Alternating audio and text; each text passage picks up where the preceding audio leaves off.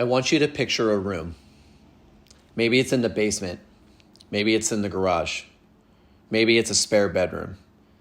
It has a big leather chair, a 65-inch 4K TV, a PlayStation or an Xbox, a mini fridge stocked with beer, maybe some sports memorabilia on the walls or a neon sign.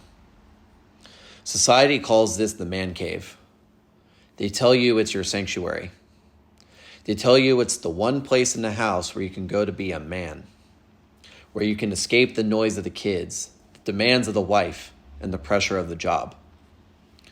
It feels like freedom, doesn't it? You walk in, you close the door, you crack a drink, and for a few hours, the world just leaves you alone. But I'm here to tell you the truth. That room isn't a sanctuary. It's a dungeon. And you aren't the king of the castle. You are a prisoner in your own home. Welcome to episode 6 of the Resurrection Podcast. I am Acusio Bavona. Today, we're going to talk about one of the most dangerous traps in a modern man's life. We're going to talk about why you retreat to the basement. We're going to talk about the difference between rest and rot. And we are going to talk about why your man cave is actually the reason your wife doesn't respect you anymore. If you find yourself spending more time with the control in your hand than your wife's hand, if you find yourself waiting for everyone to go to sleep so you can finally relax, then this episode is an intervention. We are going to burn the man cave down, and we are going to build a war room in its place. Let's look at the physics of the man cave. Why does it exist? Why do you want to be there? You tell yourself, I work hard. I provide for this family. I deserve a break. I just need to recharge. And on the surface, that sounds reasonable. Every man needs solitude. Every man needs silence to process his thoughts. But be honest with me. When you go down there, are you processing your thoughts? Are you meditating on your vision for the family? Are you reading books that sharpen your mind? Are you staring at the wall in silence, regulating your nervous system? Or are you turning on the TV to drown out your thoughts? Are you scrolling TikTok for 2 hours until your eyes burn? Are you playing Call of Duty to simulate a sense of achievement you aren't getting in your real life? Are you watching porn? You aren't recharging. You are hiding.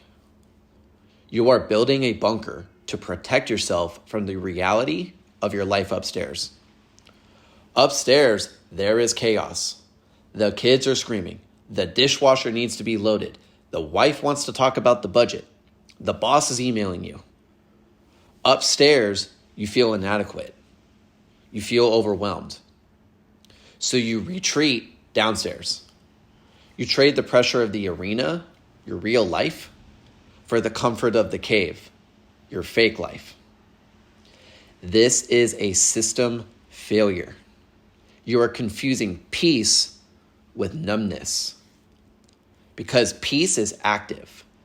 Peace is the result of handling your business so well that you can rest with a clear conscience.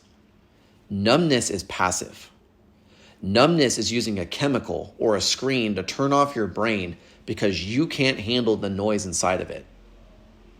When you sit in that leather chair for 3 hours, you aren't fixing the problem. You're just letting the wound rot. You are dissociating. And while you are down there, rotting, the vacuum of power upstairs is getting bigger.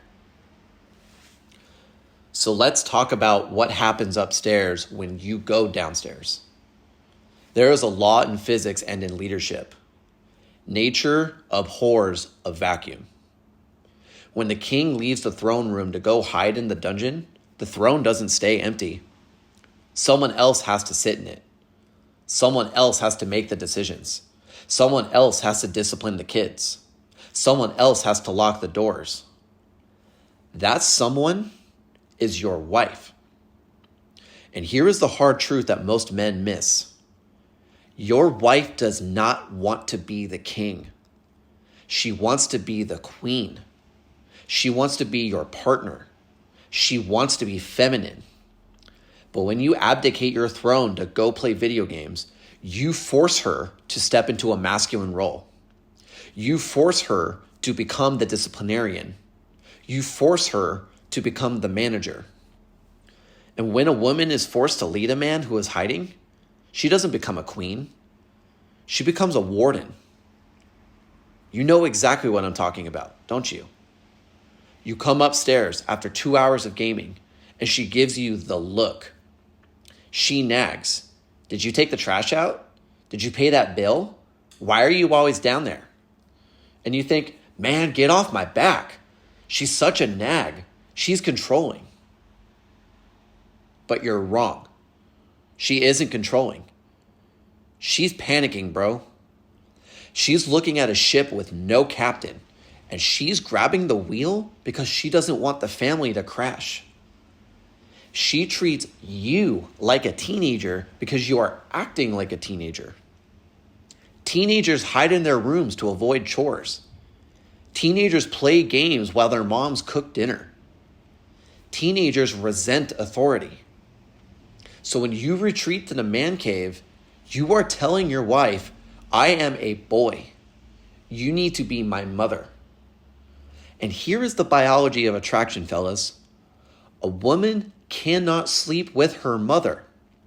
She cannot respect a boy.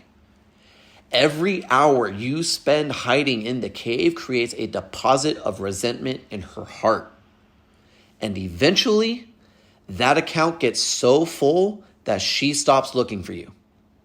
She stops asking you to come upstairs.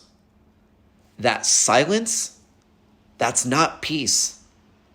That's the end of your marriage. I want to walk through a specific scenario. I call this the Friday night slide. It's 6 p.m. on Friday. You just got home. It's been a brutal week.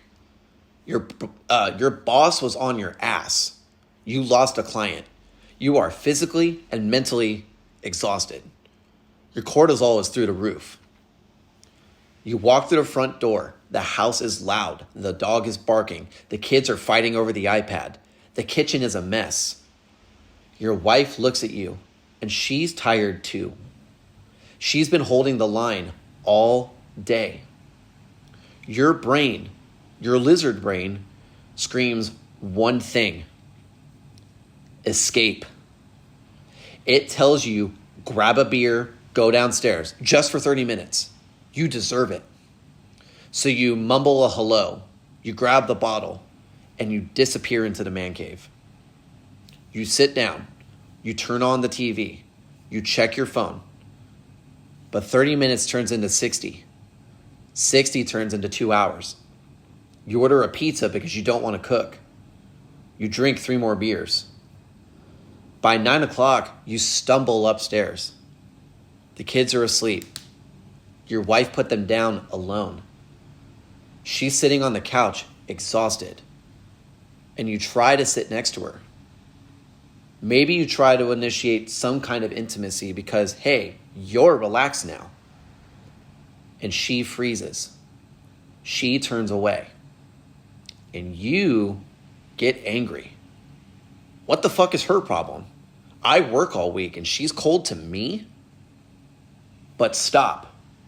Rewind the tape. You didn't just relax.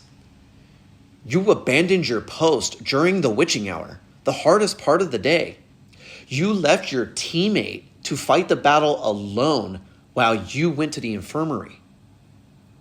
Imagine you're in a foxhole with your battle buddy. The enemy starts shooting, and you say, hey man, this is really stressful. I'm going to go put on my noise-canceling headphones and take a nap. You got this, right? And you leave him to return fire alone. When you wake up, do you think he's going to hug you? Do you think he's going to trust you? No. He's going to look at you with disgust. That is exactly what you are doing on Friday night. You are sliding into comfort and leaving your wife to take the bullets. Now, imagine the alternative. You walk in. It's still chaotic. You are still tired. But instead of the man cave, you go to the kitchen. You kiss your wife. You look her in the eye and you say, I got this. You take the kids outside. You run them around. You handle dinner. You hold the line. Then at 9 o'clock, when the house is quiet and the mission is accomplished, then you sit down.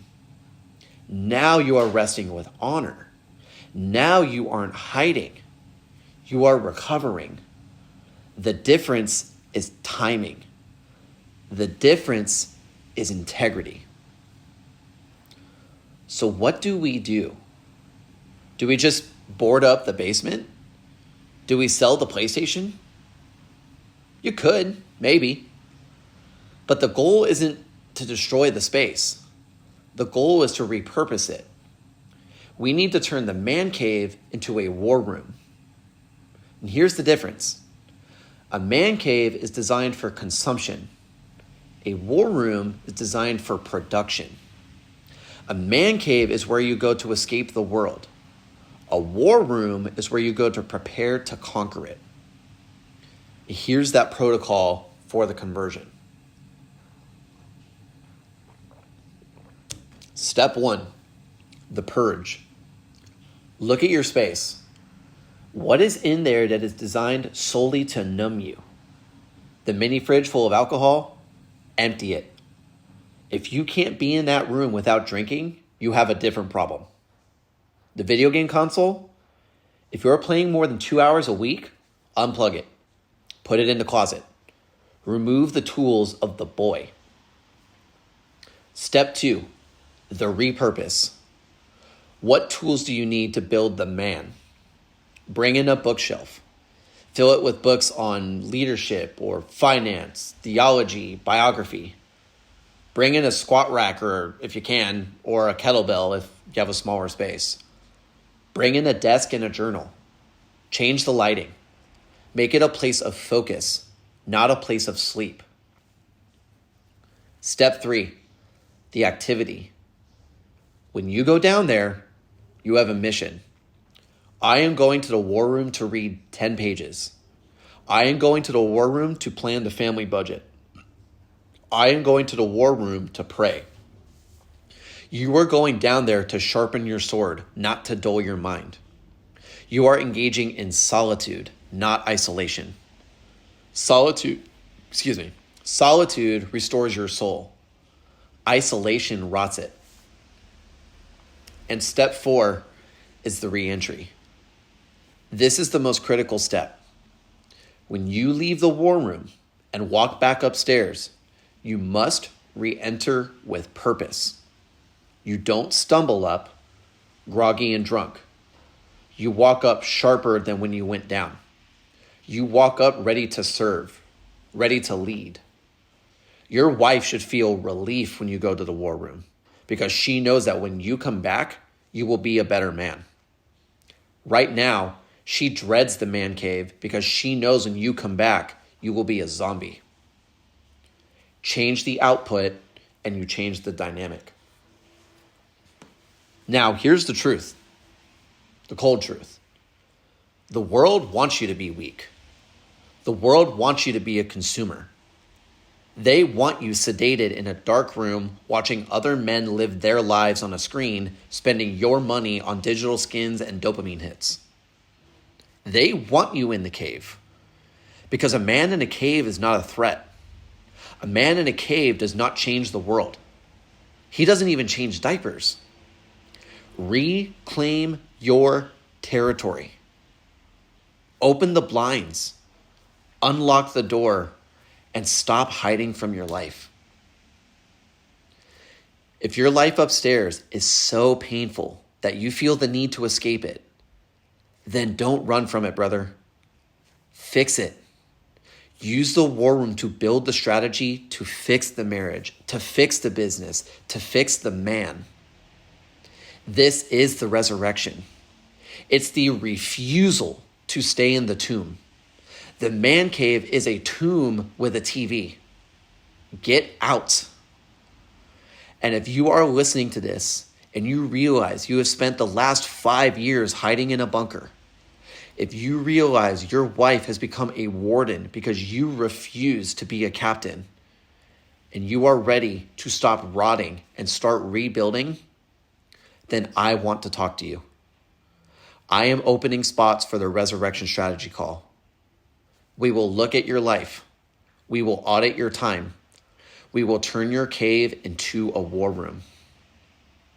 Go to coachcoos.com. Apply today. Please stop hiding and start leading. I am Acusio Bavona, and I'll see you in the arena.